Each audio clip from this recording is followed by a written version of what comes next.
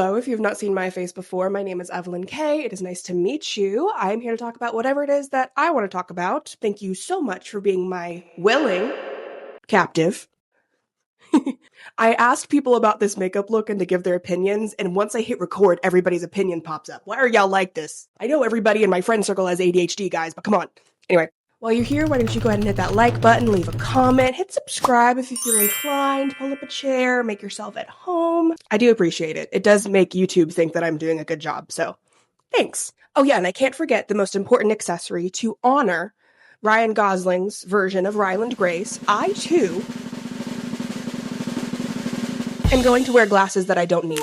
That does mean you're going to see the ring light reflection throughout this whole thing. I'm so sorry. But aren't they cute?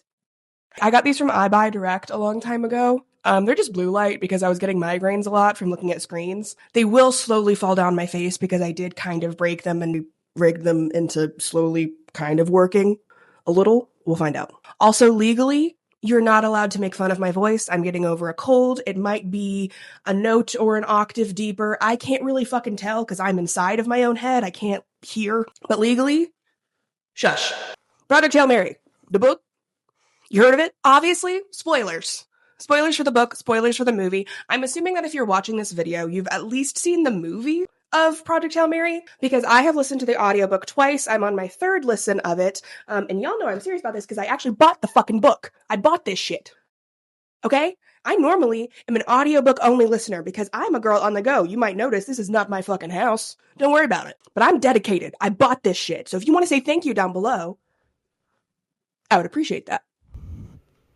Or not. I don't know. Anyway, this has been very chaotic. I don't know if any of this is good. Kind of matches the energy, though, so that's fine. Wait, I don't even have my notes ready.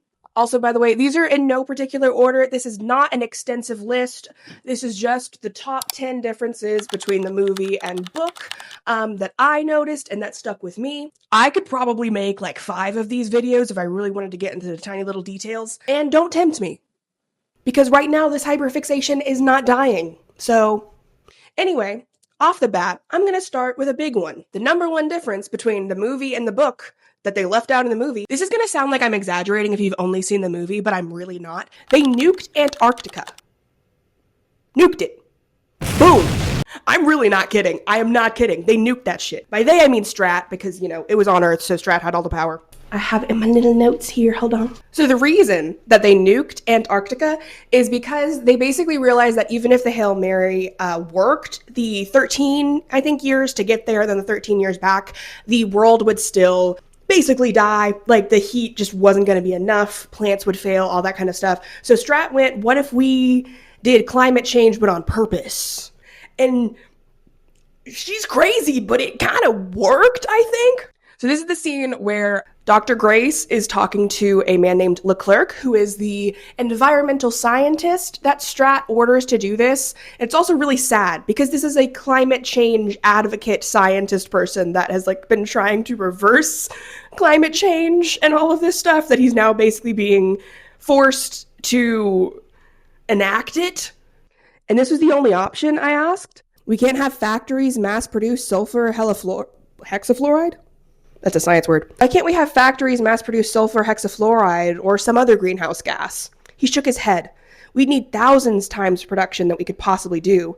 Remember, it took us a century of burning coal and oil on a global scale to even notice it was affecting the climate at all. The shelf will cleave at the line of explosions and slowly work its way into the sea and melt. Sea levels will rise about 1 centimeter over the next month. The ocean temperature will drop a degree, which is a disaster of its own, but never mind that now. Enormous quantities of methane will be released into the atmosphere. And now, methane is our friend. Methane is our best friend. And not just because it'll keep us warm for a while. Methane breaks down in the atmosphere after 10 years. We can knock chunks of Antarctica into the sea every few years to moderate methane levels. And if Hail Mary finds a solution, we just have to wait 10 years for the methane to go away. You can't do that with carbon dioxide. So basically, long story short, by nuking Antarctica, they are releasing a fuck ton of methane. And that methane will be as a blanket over the planet while they're waiting for Project Hail Mary to work. I did not explain shit to you. I hope that you've watched the movie at the bare minimum and you kind of know what I'm talking about. I'm throwing you in the deep end. Welcome. Swim.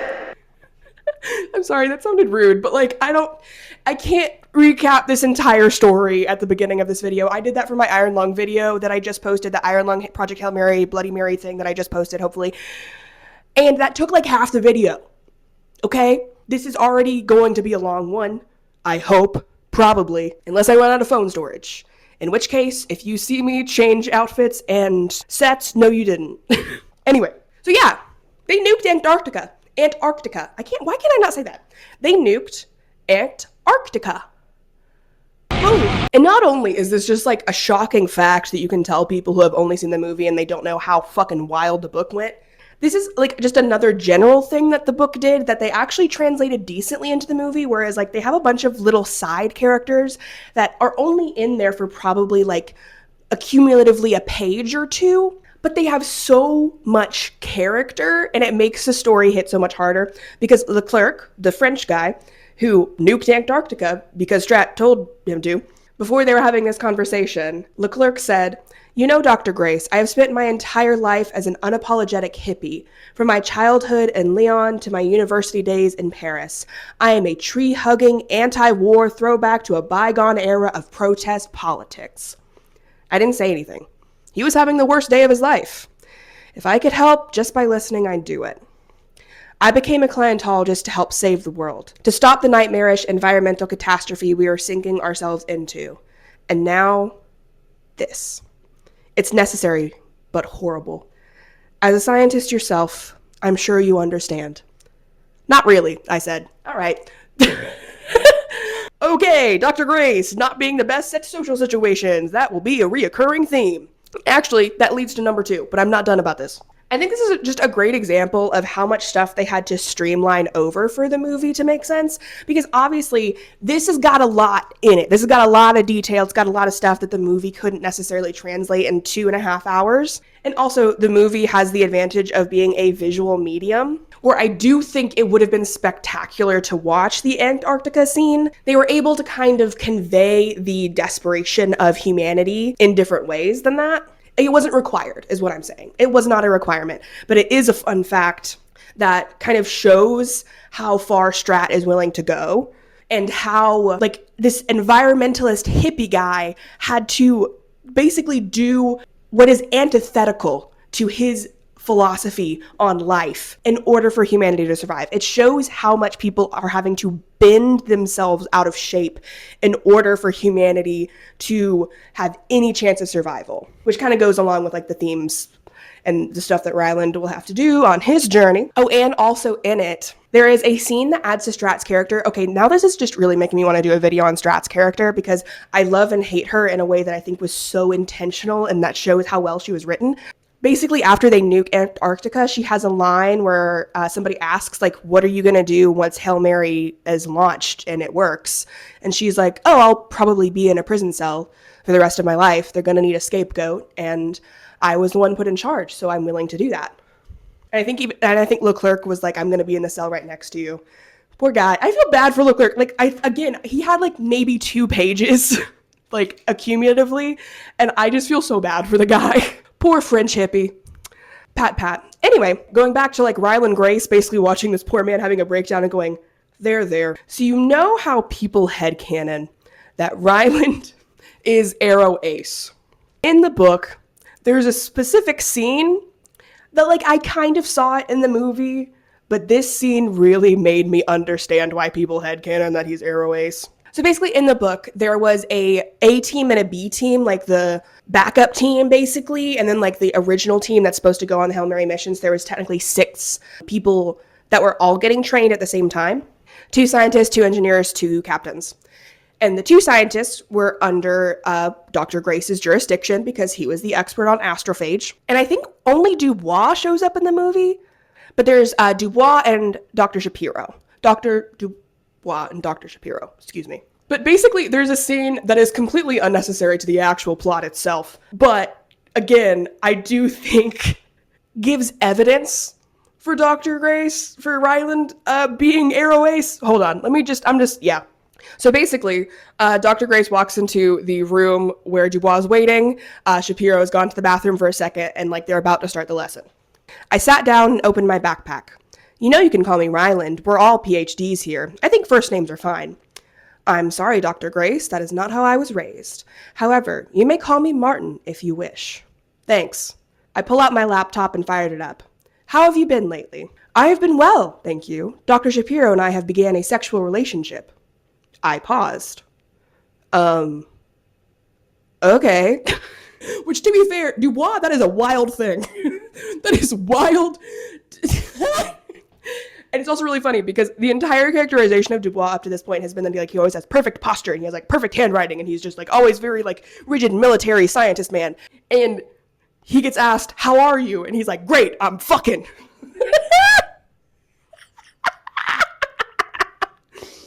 Oh my God. This scene just like stuck with me in a way that I I really wish it had gotten into the movie. I don't think it could have, and I think they tried to like have something similar happen with like two different characters because I don't think that Shapiro was actually included. I think in the movie, Ryland was the like bee scientist and he just didn't know. But anyway, back to this awkward Aeroace coded scene. I thought it prudent to inform you. He opened his notebook and set a pen beside it. There should be no secrets within the core mission group. Sure, I said. I mean, it shouldn't be a problem. You're the primary science position and Annie's the alternative. There's no scenario where you'd both be on the mission. But, I mean, your relationship. Yes, you are correct. I will be setting out on a suicide mission in under a year. And if for some reason I am deemed unfit or unable, she will go on the suicide mission. We are aware of this. We know this relationship can only end in death. That's punk as fuck, actually, Dubois. Every line. I love this guy so much. We live in bleak times, I said. He folded his hands in front of him. Dr. Shapiro and I do not see it that way. We are enjoying very active sexual encounters. Dubois?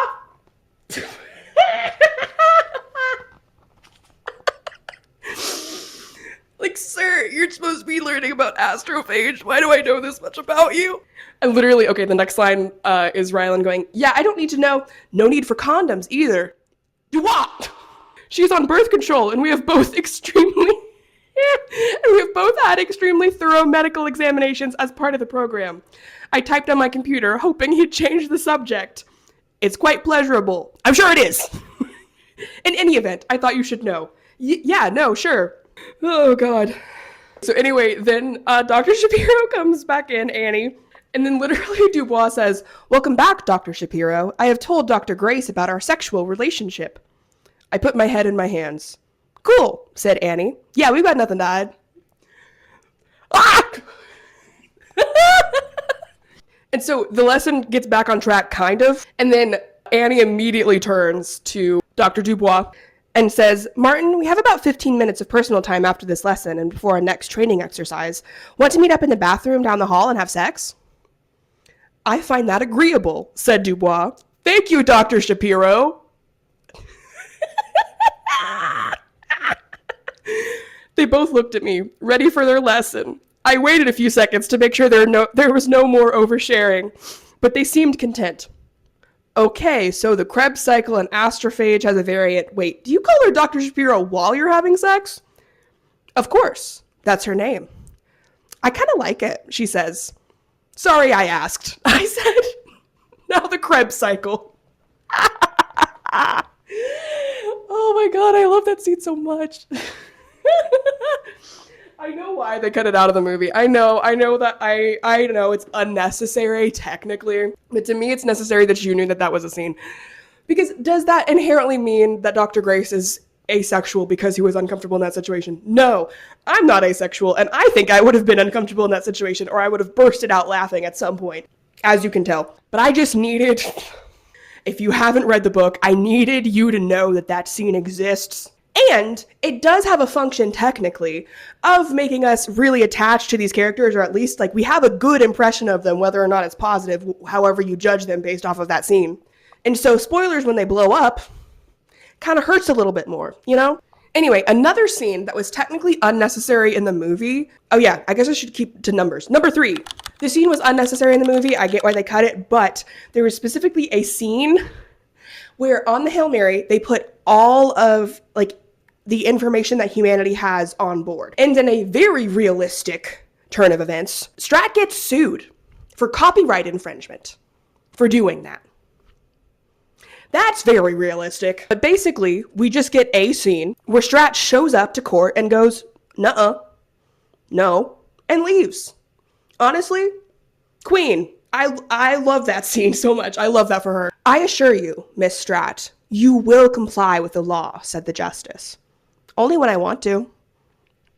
Cunt. Serving. Slay. Strat held up a sheet of paper. According to this international treaty, I am personally immune from prosecution for any crime anywhere on Earth. The United States Senate ratified that treaty 2 months ago. She held up a second piece of paper.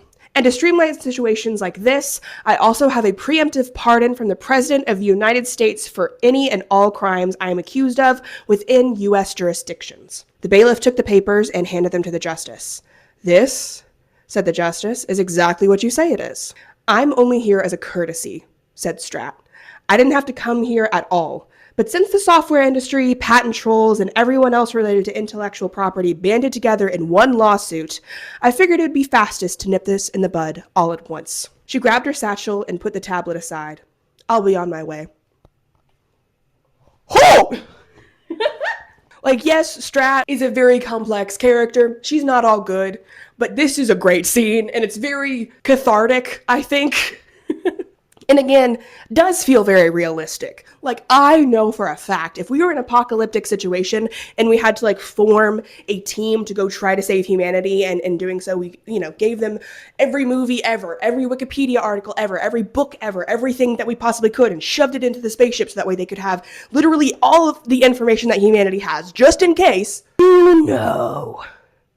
Certain companies that I don't think I even have to fucking name would band together and go, but those people in space, those 3 people in space, could watch those movies and not give us money. They could play those video games and we wouldn't get money. And what if an alien plays the game and they don't give us money? Give us money. So this scene is very satisfying to literally anybody who has gotten the short end of the stick bureaucratic bullshit wise, which I think is all of us at this point. Because basically, after she delivers that badass line, they try to stop her and be like, you have to stay for the remaining of the court proceedings. And she goes, no, I don't. They're like, we'll stop you. And she says, you and what army? Because I have the U.S. Army, she said. And that's a damn fine army. Woo! Obviously, power flexing and all that kind of stuff isn't always the best thing ever. But I have to admit, she did it with such style, I'm rooting for her. Because, again, with the Antarctica scene kind of shows how far Strat is willing to go, whereas this scene shows Strat is almost like a force of nature that is necessary in order for the Hail Mary mission to happen. Because if it was anybody with just 10% less of a backbone than Strat, humanity would have died. Humanity would have died. They would have gotten caught up in bureaucratic bullshit and countries doing pissing wars against each other and all of this other stuff and moral red tape, which, yes, in normal circumstances is there for a reason, but the world's dying. The world is dying. The sun is dimming. They got to figure this shit out. So I think this scene just encapsulates a perfect example of a necessary evil going up against an unnecessary evil that we have to experience in our everyday lives, and the satisfaction of watching this unnecessary evil get fucking bulldozed over. It's great. Anyway, Jesus Christ, this is taking a long time. I'm only on number 3. All right, number 4. So number 4, something that they left out of the movie is there is specifically a gene that makes people coma resistant. And the problem with this is only 1 in 7,000 people have that gene. And you might be asking why this is important. This is important because this is going to be a long fucking journey. Even with relativity, I think they said it's going to be 4 years-ish on the spaceship. 3 people in an extremely confined space for 3 to 4 years. 4 years. Not great psychologically speaking. There's a high risk for a lot of stuff going wrong. And so basically, Strat has to make the decision that it would be best if for the years where they get to the Tal Ceti system, they are put into an induced coma. However, only 1 in 7,000 people have that gene, which cuts the pool of, people who are willing to die, trained to do the mission, and actually in good enough mental, physical shape to have all of that be realistic for them to do. It cuts that pool into 1/1000th. And most importantly, Dr. Grace is one of those 1 in 7,000. In the scene where he meets Dr. Dubois says, "Besides, you and I are birds of a feather, it would seem." I shrugged. "I guess so. I mean, you're way more advanced than I am, but I do love cellular biology." "Well, yes, that too," he said. "But I was talking about coma resistance. I hear you have the coma-resistant markers, just like me and the rest of the crew." "I do?" He raised an eyebrow. "They didn't tell you?"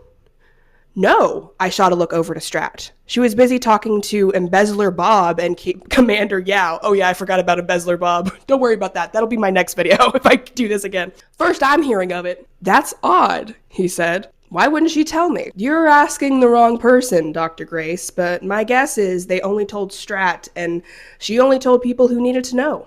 "It's my DNA," I grumbled. "Someone should have told me."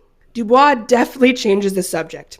In any event, I'm looking forward to learning about all of the astrophage life cycle. So this also gives a more reasonable explanation. I think in the movie, they just kind of gloss over this, which is fair. Again, I don't think it's necessary, but there is like a moment in the book whenever he's first regaining his memories and he's like, "Oh, that must be why I'm here. I was one of the 1 in 7,000 candidates that could actually go on this journey without dying." Because the thing is comas are very deadly. If you didn't know, you're not supposed to be like laying there stagnant and, not doing the things that humans are supposed to do. And they explain it with some more like sciencey stuff in the book. But I just think that's a big plot point that makes sense why it was included in the book, and it also makes sense why they had to cut it out of the movie. I don't think the movie had any loss from them cutting it out. It was just something that kind of enhanced the book.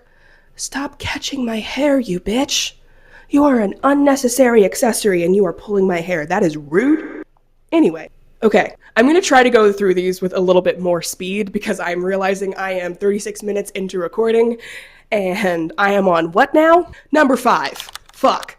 I was going to do a bonus round.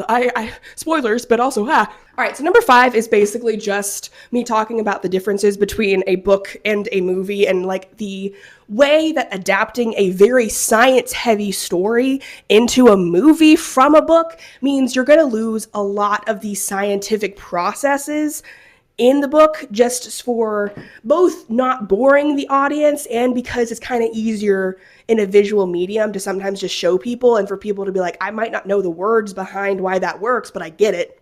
Ship explodey, not good. I can understand that. They don't need to explain an equation for me to know why that's bad. Anyway, that does mean we kind of lose all of these little moments where we see Grace like nerd out. I think there is a moment where he like literally, I think it's whenever like Rocky like first throws him something and it's still really, really, really hot when it comes into his ship. I think it's this scene, correct me if I'm wrong if you're a book expert, but like basically he opens it or like he touches it and it's still super, super hot. And he's like, whoa, that means the temperature from over there, it like traveled through space. It should be cold. If it's still hot, oh my God, the temperature over there must be insane. He said something where it's like, I don't have to do the math, but I want to do the math right now. We get to see him be more of a nerd. Because literally the first chapter of the book is him waking up on the ship, but he doesn't know he's on a ship. He's like, what the fuck is this? Is this a bunker? What is happening? But things keep falling, or he keeps falling, and he keeps going, that's wrong. Something's wrong there. I don't know what it is, but something. And eventually, he literally uses a rudimentary pendulum experiment to determine whether or not he is in a centrifuge, because he basically realizes that gravity is weird. And through this experiment, he realizes that gravity is, I think, 15 meters per second, where it's supposed to be about 9.8 meters per second. And so this man just like goes through all of these theories of like, what the fuck is happening? He's like, am I on a centrifuge? Why would I be on a centrifuge? So it basically takes him like, I think a chapter and a half to go, oh my God, I'm in space. I'm on a spaceship, which is very endearing and cute. But in the movie, he wakes up slowly and then he looks out the window and goes, I'm in space. which I think is just a perfect example of like streamlining this kind of thing. Not in a bad way.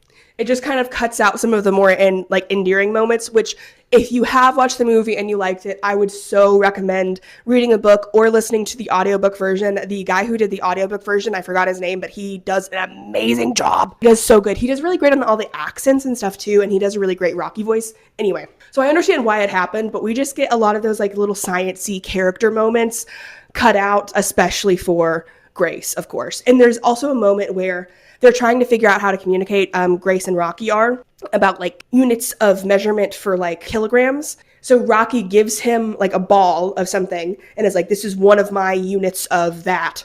And he tries to tell him that it's like 20 and he thinks it's 20 units. No, I think he was trying to tell him it was iron. So Grace doesn't realize this and runs off and like tries to figure out like all of this science stuff and comes back and Rocky's like, you motherfucker, why did you do all that experimenting? It's iron. Oh, and that's because in the movie, they are able to activate the centrifuge of the ship and like both rotate together, but in the book, they're not. So to determine like the weight of it, he had to like do all these like experiments and basically you could tell he was just having a blast. And then he came back to Rocky being like, bro, why did you do all that? Oh, another moment that you might have seen, because it kind of got memed a little bit, that did get cut from the movie. It was hinted at, I think, because there's a lot of like questions that are happening in the first chapter that Grace is like, why do I not curse? Am I deeply religious? Why do I have so much muscle and am in good shape? He is canonically ripped. But all of this stuff is like hinted at in the movie in a really cute way where he like wrote out all of these questions on the whiteboard behind him if you like look. But anyway, number 6. The mandated reporter scene, where this is still, I think, in like chapter 2, so really early on. He's trying to just like remember in general why the fuck he is there and in space. I'm watching NASA on TV. I see all that stuff from my previous flash of memory. My first thought is, I'm elated. Could it be extraterrestrial life? I can't wait to tell the kids. I have kids. This is a single man's apartment with a single man's eating and a single man's meal. I don't see anything feminine at all. There's nothing to suggest a woman in my life. Am I divorced? Gay? Either way, there's no sign that children live here. No toys, no pictures of kids on the wall or mantle, nothing. This place is way too clean. Kids make a mess of everything, especially when they start chewing gum. They all go through a gum phase, at least a lot of them do, and they leave it everywhere. How do I know that? I like kids. Huh. Just a feeling, but I like them. They're cool. They're fun to hang out with. So I'm a single man in my 30s who lives alone in a small apartment. I don't have any kids, but I like kids a lot. I don't like where this is going. I'm a teacher. I'm a school teacher. I remember it now. Oh, thank God. I'm a teacher. Also, the way it's delivered in the audiobook is top tier. I'm sorry. I wish I could just play the audiobook for you guys, but I don't know how that copyright would work. I'm like 90% sure I won't get copyright striked if I just actually read it from you from the book. And that also gives you incentive to go listen to it there, and people have already clipped it and posted it. But yeah, I just love that moment of him being like, why would a 30-year-old single man like kids a lot? And honestly, it shows how good of a teacher he is to immediately like almost like be defensive of the kids from himself. He's like, wow, why? Why do I like hanging out with kids, huh? He's like questioning himself. He's like having an interrogation scene. I love it. Okay, that one was just a small one, I know. Like I said, these are not ranked by like hugeness. They're just things that like occurred to me while I was listening to the audiobook and going, huh, that wasn't in the movie. Tee. Oh, all right, get ready for heartbreak. Let's go. So number 7, specifically in the scene after they get the Talmeba from the planet of Adrian and, you know, they almost die. And Rocky chooses to exit his side of the ship and help Grace get to the medical bay. In the movie, we just see Rocky do that. And then Grace wakes up and then he's back in his environment and we don't know if he's okay or not. In the book, however, Grace wakes up pretty quickly after going into the medical bay, sees Rocky still on his side in his environment, and immediately tries to like pick him up. And actually, he does end up picking him up and dragging him back into the airlock that they have to like, you know, put equipment and stuff between each other. He literally has to do it in half gravity, because he's, I think, 400 pounds in full gravity. He's ripped, but 400 pounds is still a lot. But basically, once he gets Rocky to the airlock, there's supposed to be controls on both sides of the airlock, obviously. The airlock on his side, like the control is broken.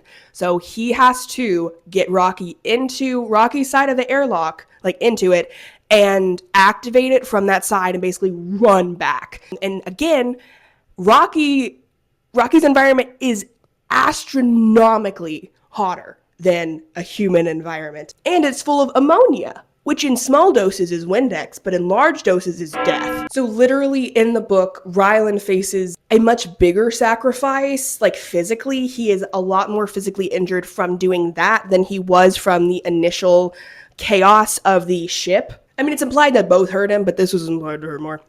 I coil my muscles and mentally count to 3. I pull the lever and leap towards my compartment. Blazing hot ammonia floods the airlock and dormitory. I slam the airlock door behind me and spin the wheel lock. I hear hissing on the other side, but I don't see anything. I might never see anything again. My eyes burn like they're on fire. My legs feel like 100 knives are having a dance-off. My skin is numb all along my left side. My nose? Forget it. The smell is so overpowering, my sense of smell just gives up. So he calls out to the medical computer, and the computer says multiple injuries, excessive eye mucus, blood around the mouth, second-degree burns, breathing distress, triage result, intubate. So he gets put back into a coma for a little bit. And also after, whenever Rocky isn't moving for a while, he does this whole thing where he notices that there's coal-looking buildup on Rocky's orifices. And so he makes this whole contraption to air blast it out because he thinks that it's going to help. And Rocky wakes up. Hold on. Also, Rocky immediately notices that his arm is damaged because he goes, skin on arm is not smooth. Damage? Question? Oh. So basically at first, whenever Rocky is like, why is this soot over there? And Grace is like, oh, well, I developed this contraption and it blew it out of you. And he was like, how long was it in me? Grace was like, 2 days. Rocky says, you almost kill me. What? How? I blew all the soot out of your radiator. He shifts his weight a little. Black substance is not soot. My body make this. It cover damage while body repairs. Oh, I say. I didn't blow soot out of his radiator. I blew the scabs off his wounds. I'm sorry. I was trying to help. It's okay. If you did earlier, I die. But I heal enough before you do it. Removing help a little. Thank. I put my head in my hands. Sorry, I say again. No say sorry. You saved me when you put me in here. Thank. So basically, Grace does a lot more in the book than just go, Rocky! Which I think is fine because people have also pointed out that scene was cut out. But I think it's okay because they each have moments where they save each other anyway, where Rocky obviously has a moment where he chooses to go into Grace's atmosphere to bring him to the medical robot. Then whenever Grace realizes that he can go home, he has everything, but then, the Talmiba escapes, the Xenonite, he decides to sacrifice himself to double back for Rocky, even though he knows it means his.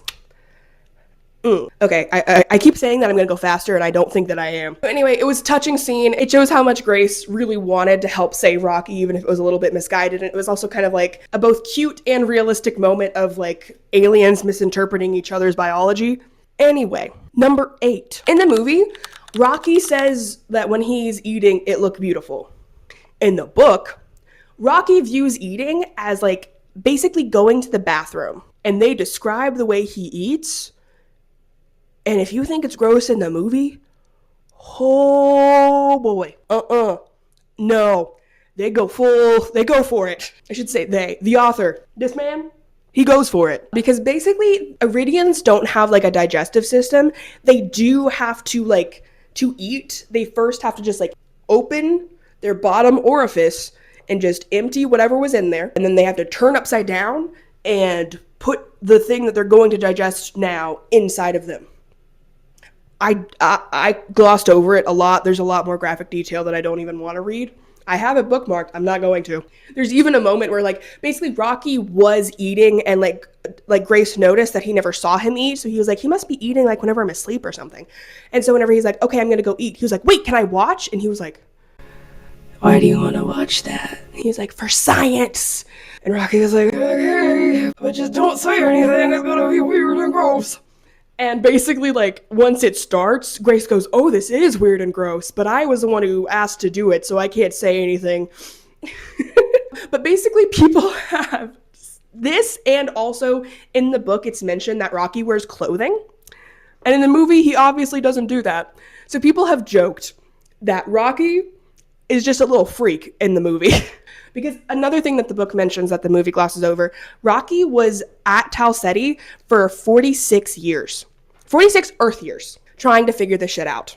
That's a whole nother thing. But people have headcanoned that because Rocky was up there for 46 years completely alone, not knowing why his crew died, trying his very best, but not really getting anywhere because he's not the science guy. He just kind of went a little crazy and started floating around the spaceship naked. Which, to be fair, Grace was in a toga within the first, day. So, I don't know. I haven't been stranded alone in space. I can't really judge that hard. But yeah, basically people have headcanoned that Rocky's, kind of weird. And he never expected for, Grace to learn enough about his culture for it to matter. And so people have, joked that on the way to Arid, Rocky is like, I have to tell you some things, and you have to promise not to be mad. He's like, first of all, don't talk about eating. It's actually really gross in my culture. I know it says it looks beautiful. I was fucking with you. I'm sorry. I saw one specifically where it's as they're getting close to Arid, he starts putting a shirt on and he's like, if I tell Grace something, will Grace promise not to be mad? Just implying he's just been naked this whole fucking time. Which, to be fair, how would we know? If Grace showed up and out of his spacesuit was butt-ass naked, how the fuck would Rocky know that wasn't normal? Anyway, I just love the headcanon that movie Rocky is kind of a little freak. And, his brain just broke a little bit from being up in space for that long. I know it's technically not as long for his race because they live so much longer, but still, it's a long time. People have gone crazier being isolated for smaller amounts of time, all right? And speaking of them finally getting to Arid with Grace, after Rocky explains that he's a freak and all of that conversation happens, okay? Headcanonally.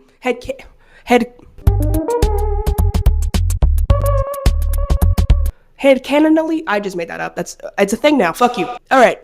Sorry. Love you. I've been recording for 58 minutes and I really have other things I need to do today and I'm me burgers. So basically, once they get to Arid, they make Grace his little terrarium and all that stuff, but they just kind of go into a lot more detail in the book. Because by the time he got there, he was having to partially sustain himself off of Talmiba and, the coma slurry and all that kind of stuff. He was running low on food by the time he got to Arid. But, all of the planet got together to keep this motherfucker alive, which is really sweet. But basically, they kind of just were able to make the coma slurry, but kind of more in a sweet smoothie way for a while just to get him his nutrients that he needed. But then, thanks to my Earth scientific journals, they know all my nutritional needs and how to synthesize the various vitamins in labs. Once they've solved that, the smaller, less focused groups worked on making them taste better. That's more or less up to me, actually. Lots of taste tests. Glucose, common to both Eridian and human biomes, comes up a lot. The best thing, though, is they managed to clone my muscle tissue and grow it in labs. I can thank Earth science for that. They were nowhere near that technology when I first showed up, but that was 16 years ago. They're catching up quite well. Anyways, it means I can finally eat meat. Yeah, that's right. I'm eating human meat, but it's my own meat, and I don't feel bad about it. Spend a decade eating nothing but odd-tasting, vaguely sweet vitamin shakes, then see if you'll turn out a burger. I love me burgers. I eat one every day.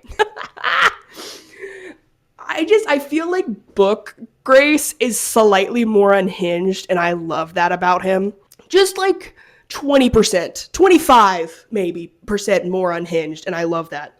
So yeah, they literally synthesize meat for him to eat from his own cells, and he calls them, unironically, me burgers. I just love that, because I think in the movie, I've said this before in my last video, again, with the Bloody Mary Project Hail Mary, Bloody Mary Project Hail Mary, Iron Lung, Jesus.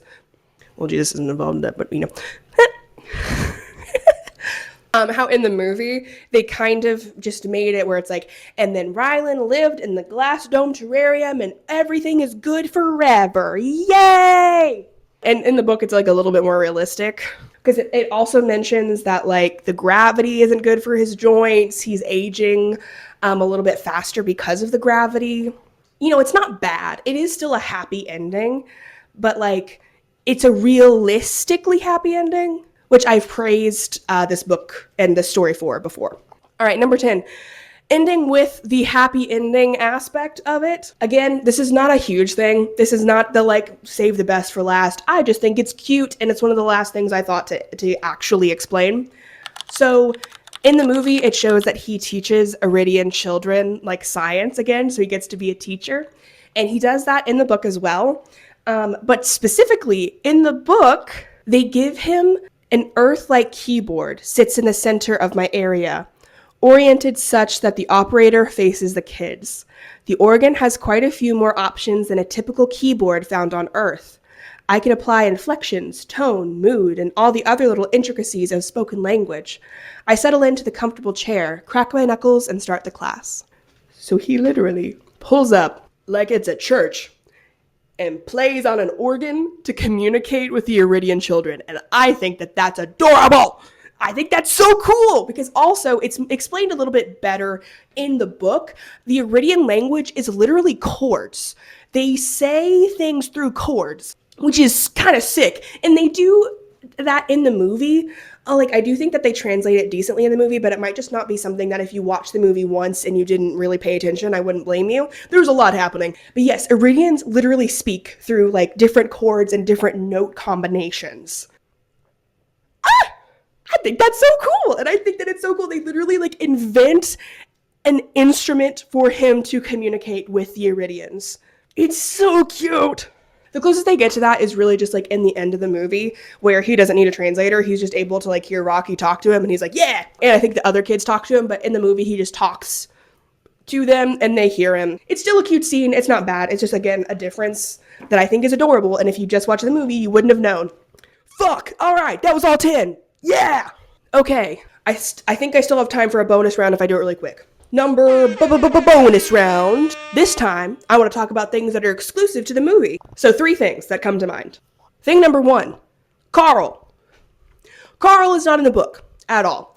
Carl, I think, is kind of a combination of a couple of characters in the book. There is, I think his name is Steve. There's like an army guy that's outside of his lab that he's like, Steve is the nice one. The other guy doesn't talk to me. Steve helps me bring the stuff in, and the other guy just watched, kind of thing. Because in the book, whenever he first discovers how to make astrophage reproduce, it's just a scene of him being in his head, figuring it out basically completely by himself. And I understand why they added Carl to the movie, because again, it's just one of those things where like to translate a book into a movie, you kind of have to take a lot of the internal monologues and make it external, because unless you're literally doing a voiceover of somebody's internal monologue, which is a little bit, gauche if not done correctly, which is really hard to do, you're just going to be missing a lot of information, or you have to just like work a way around how to communicate the essential information from the story. And a great way to do that is to have another character for the character to talk to so that the information is expressed verbally and not just internally. I also think that Carl is like a little bit of Army Guy Steve and Dmitri from the book. Dmitri is a Russian scientist in the book that I think is really cute. He and Ryland specifically get along really well. Dmitri is actually the scientist who invented the spin drive, which is the engine that they use to make astrophage work.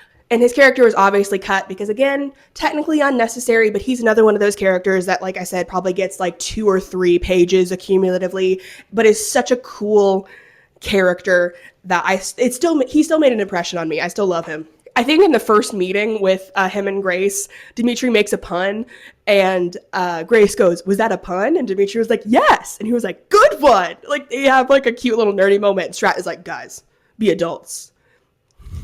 It's so cute. But yeah, Carl being a movie exclusive was not something I was prepared for. I was kind of waiting for him to show up whenever I was listening to the audiobook for the first time. If you're waiting for Carl with bated breath, I'm so sorry. He's not going to be there. There's a lot of other cool things in here. Carl's not one of them. I'm so sorry. But I do love like the behind the scenes aspects of a lot of Carl's scenes were extra and added. Like I think the scene where they like go to the, what is it? you know, like they go to the store to get like all of their supplies and stuff, and he like slam dunks like aluminum foil or whatever he does, and they like play bowling with the aluminum foil, and they're just having a good time. I don't know how much of that was actually planned to be in the movie, but again, it's a dynamic that works, and that was basically like all of the characters that they were able to characterize super well in the book. I say they, that Andy Weir was able to characterize really well in the book. In just a couple of little scenes. I think they just tried to like smush that all mostly into Carl.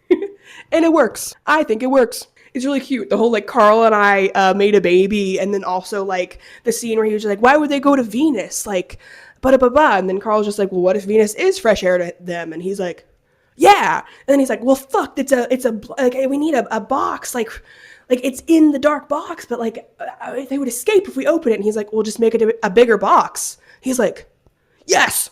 I literally, the first time I watched the movie, I think I like leaned over to my boyfriend and I was like, everybody needs a Carl. Every Dr. Grace needs a Carl. And it's actually kind of cute as well, because in the movie, it foreshadows how Dr. Grace works better with a person to like bounce off of. And then, you know, whenever Rocky finally comes around and he is able to have that partner, it makes sense that he works better that way. There's a neighbor that might be able to see me, and I don't like it. Bonus thing number 2 that I want to make a whole video about it, but if I can't get around to it, I understand.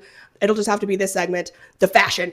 Oh, the fashion and all of the like accessories and all this kind of stuff that they use to characterize. I kind of talked about it again in my original Project Hail Mary video where I just ranted after the first time I watched the movie, you know, with like Dr. Grace in his bright yellow raincoat. And then also I saw people point out that the crew of the Hail Mary in the movie wear yellow jumpsuits that match the yellow raincoat. So it's not just implying that he's like a sunshine full of joy character. It's also implying that he's going to be on the crew eventually.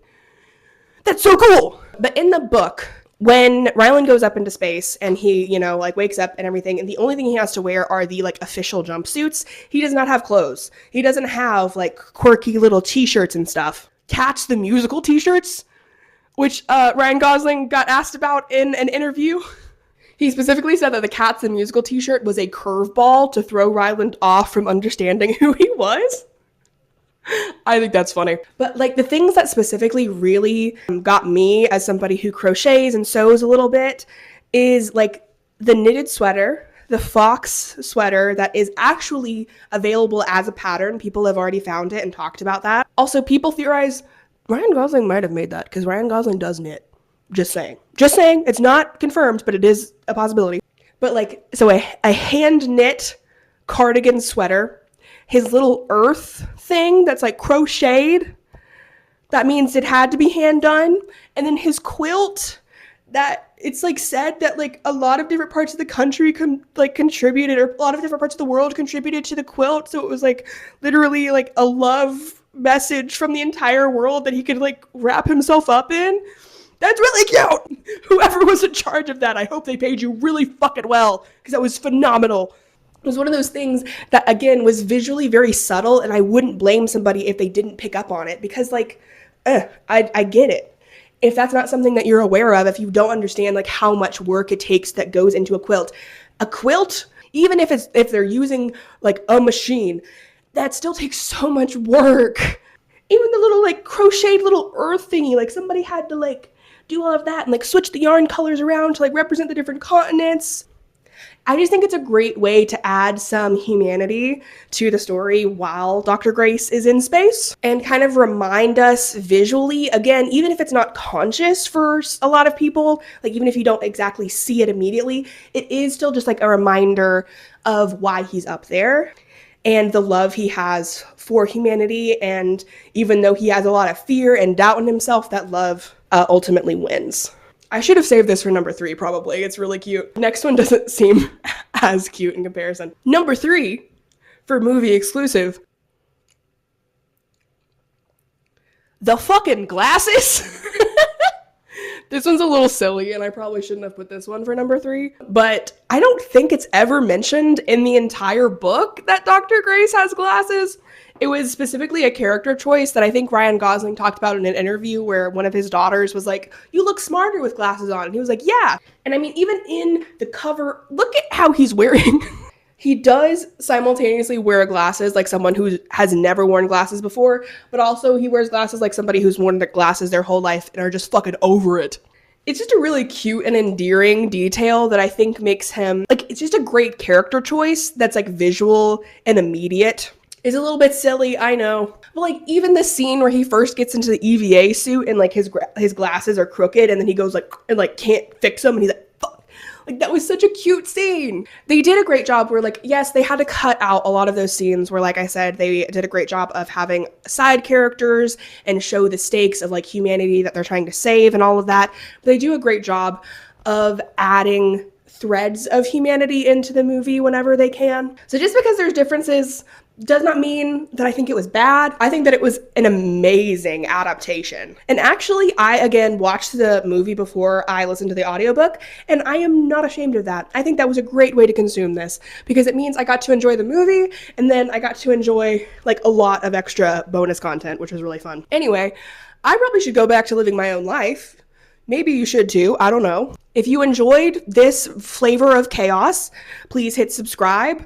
I am also planning on doing another Hunger Games theory video. I have been collecting quite a few of them. I did one a while ago, back when I didn't really know what I was doing. I barely know what I'm doing. I know what I'm doing like 10% more. But y'all really seem to like it, and I really enjoyed making it. I would also love to do a version of this with the Hunger Games, where it's just like differences between the books and the movies.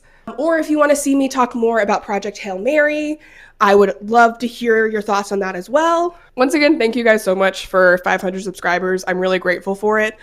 I'm just happy that people enjoy watching me and enjoy listening to me yap about the things that I want to talk about.